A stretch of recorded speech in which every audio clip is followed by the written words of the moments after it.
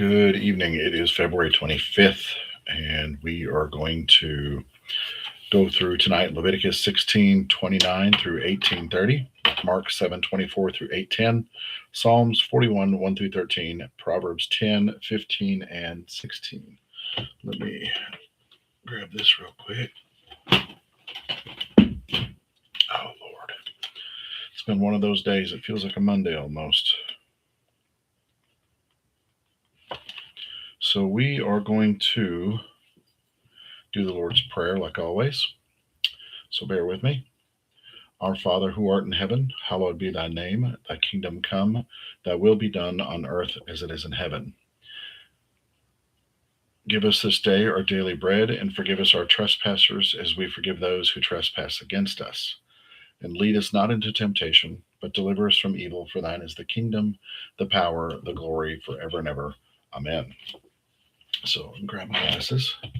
We are going to read Leviticus 16:29 through 18:30. All right, here we go. This is the standard practice for you, a perpetual ordinance. On the 10th day of the 7th month, both the citizen and the foreigner living with you are to enter into a solemn fast and refrain from all work. Because of this day, atonement will be made for you to cleanse you. In the presence of God, you will be made clear of all your sins. It is a Sabbath of all Sabbaths. You must fast. It is a perpetual ordinance. The priest who is anointed and ordained to succeed his father is to make the atonement. He puts on the sacred linen garments. He purges the Holy of Holies by making atonement. He purges the tent of meeting and the altar by making atonement. He makes atonement for the priests and all of the congregation. This is a perpetual ordinance for you. Once a year, atonement is to be made for all the sins of the people of Israel. And Aaron did it, just as God commanded Moses. God spoke to Moses, "Speak to Aaron and his sons and all the Israelites. Tell them this is what God commands. And every man who slaughters an ox, lamb, or goat inside that or outside the camp, instead of bringing it to the entrance of the tent of the meeting to offer it to God in front of the dwelling of God, this man is considered guilty of bloodshed. He has shed blood and must be cut off from his people. This is so the Israelites will bring to God the sacrifices that they are in habit of sacrificing out in open fields. They must bring them to God, and the priest at the entrance of the tent of the meeting and sacrifice them as peace offerings to God. The priest will splash the blood on the altar of God at the entrance of the tent of the meeting and burn the fat as a pleasing fragrance to God. They must no longer offer their sacrifices to goat demons, a kind of religious orgy. This is a perpetual decree down through the generations. Tell them, any Israelite or foreigner living among them who offers a whole burnt offering or peace offering, but doesn't bring it to the entrance of the tent of the meeting to sacrifice it to God, that the person must be cut off from his people. If an Israelite or a foreigner living among them eats blood, I will disown that person and cut him off from his people. For the life of an animal is in the blood. I have provided the blood for you to make atonement for your lives on the altar. It is the blood, the life that makes atonement. That's why I tell the people of Israel, don't eat the blood. The same goes for the foreigner who lives among you. Don't eat blood. Any and every Israelite, this also goes for the foreigners, who hunts down an animal or bird that is edible, must bleed it and cover the blood with dirt, because the life of every animal is its blood. Blood is its life. That's why I tell the Israelites, don't eat the blood of any animal, because the life of every animal is in its blood. Anyone who eats the blood must be cut off. Again, under redundant, say redundant. I mean, it totally makes sense. It just seems like we're just talking in circles. Anyone, whether native or foreigner, who eats from an animal that is found dead or mauled must wash his clothes and bathe in water. He remains unclean until evening and is then clean. If he doesn't wash or bathe his body, he'll be held responsible for his actions. God spoke to Moses, "Speak to the people of Israel. Tell them, I am God, your God. Don't live like the people of Egypt, where you used to live, and don't live like the people of Canaan, where I'm bringing you. Don't do what they do. Obey my laws and live by my decree. I am your God. Keep my decrees and laws. The person who obeys them lives by them. I am God. Don't have sex with a close relative. I am God. Don't violate your father by having sex with your mother. That she is your mother. Don't have sex with her. Don't have sex with your father's wife. That violates your father. Don't have sex with your sister, whether she's your father's daughter or your mother's, whether she was born in the same house or elsewhere. Don't have sex with your son's daughters or your daughter's daughter. That would violate your body. Don't have sex with the daughter of your father's wife born to your father. She is your sister. Don't have sex with your father's sister. She is your aunt, closely related to your father. Don't have sex with your mother's sister. She is your aunt, closely related to your mother. Oh my Lord, what are we getting ourselves into tonight? Don't violate your father's brother, your uncle, by having sex with his wife. She is your aunt. Don't have sex with your daughter in law. She is your son's wife. Don't have sex with her. Don't have sex with your brother's wife. That would violate your brother. Don't have sex with both a woman and her daughter. And don't have sex with her granddaughters either. They are her close relatives. That is wicked. Don't marry your wife's sister as a rival wife and have sex with her while your wife is living. Don't have sex with a woman during the time of her menstrual period when she is unclean. Don't have sex with your neighbor's wife and violate yourself by her. Don't give any of your children to be burned in a sacrifice to the god Molech, an act of sheer blasphemy of your God. I am God. Don't have sex with a man as one does with a woman. That is abhorrent. Don't have sex with an animal and violate yourself by it. A woman must not have sex with an animal. That is perverse. Don't pollute yourself with any of these ways. This is how the nations became polluted. The ones that I'm going to drive out, the land before you, even the land itself became polluted. And I punished it for its iniquities. The land vomited up its inhabitants.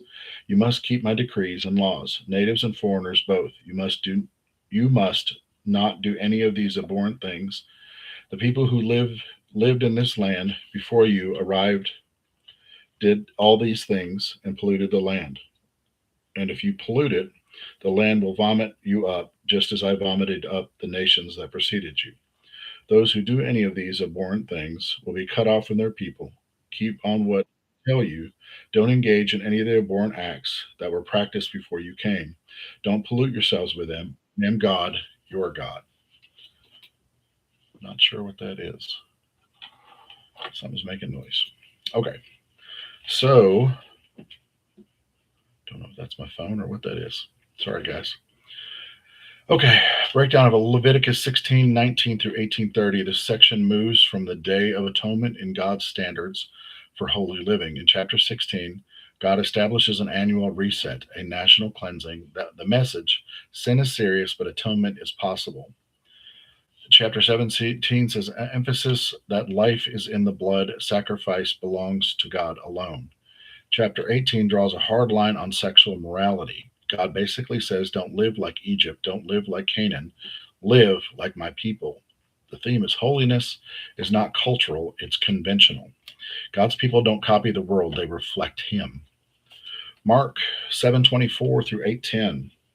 From there Jesus set out to the vicinity of Tyre.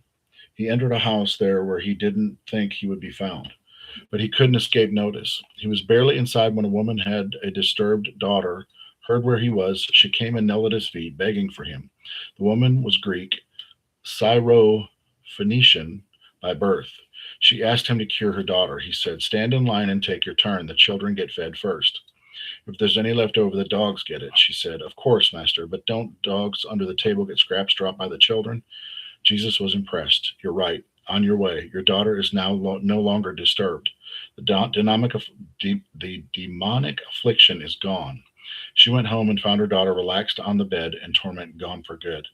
Then he left the region of Tyre, went through Sidon back to Galilee Lake, and over to Galilee Lake and over to the district of 10 towns.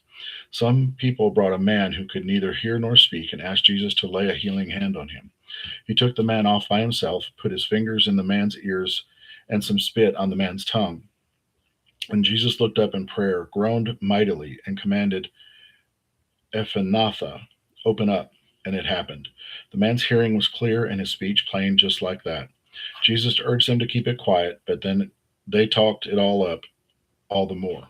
Besides themselves with excitement, he's done it all and done it well. He gives hearing to the deaf, speech in the speechless. About the same time he again found himself with a hungry crowd on his hands. He called his disciples together and said, "This crowd is breaking my heart.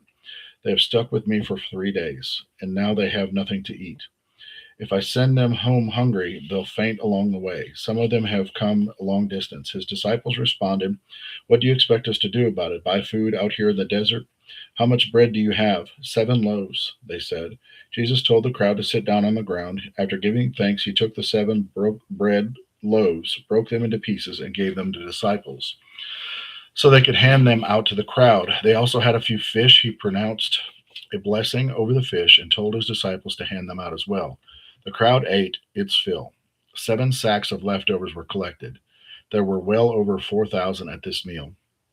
Then he sent them home. He himself went straight to the boat with his disciples to set out for Dalmantia. So that's twice we've talked about Jesus praying over bread and fish and having baskets of bread left over. Mark 7:24 through 8:10 says this section shows Jesus breaking religious and ethnic barriers. The Syrophoenicial woman, a Gentile, shows bold faith, and Jesus responds, "Faith, not heritage, moves him." He heals a deaf mute man, personal, compassionate, intentional. Then he feeds 4,000 again. The message: Jesus is not just for the rebellious insiders. He's for anyone with faith. He doesn't just meet spiritual needs, he meets physical ones too. Faith opens doors religion can't. That's good. Psalms 41, 1 through 13. Dignify those who are down on their luck.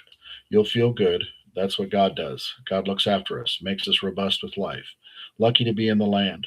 We're free from enemy worries. Whenever we're sick in the bed, God becomes our nurse, nurses us back to health.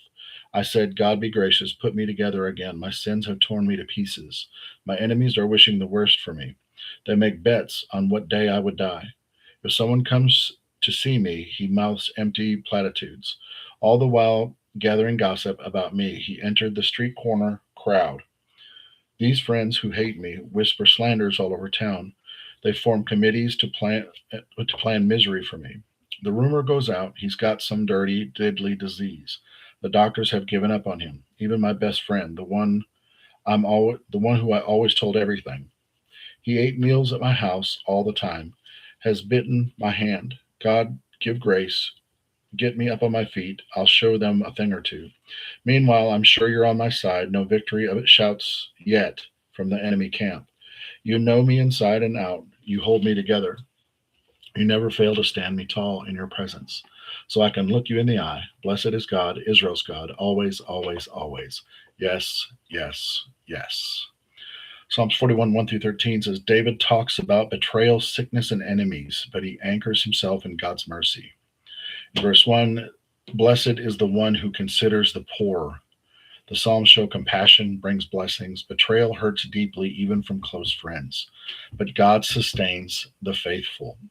It's a reminder when people flip on you, God doesn't. Stay upright. Proverbs 10, 15, and 16. The wealth of the rich is their security. The poverty of the indignant is their ruin. The wage of a good person is exuberant life, and the evil person ends up with nothing but sin. The evil person ends up with nothing but sin. So the breakdown of Proverbs 10, 15 through 16 is two sharp contrasts. The rich see wealth as security. The poor experience poverty as ruin. But the real divider, righteousness versus wickedness. The righteous produce life. The wicked produce trouble. Money isn't the foundation. Character is. Atonement, faith, compassion, righteous living. God cleanses you. Jesus responds to faith. You care for people. You live set apart. That's kingdom alignment. Have a better than good night. All right, guys, that's what I got for you tonight. So hope you enjoyed it. Leviticus is almost over, I swear. I'm really looking forward to it. I'm ready to press on with the other stuff. If no one told you today, I love you. Have a better than good evening, and I love you. I love you. I love you. We'll see you tomorrow. It'll be February 26th, or it's almost March. Have a good night.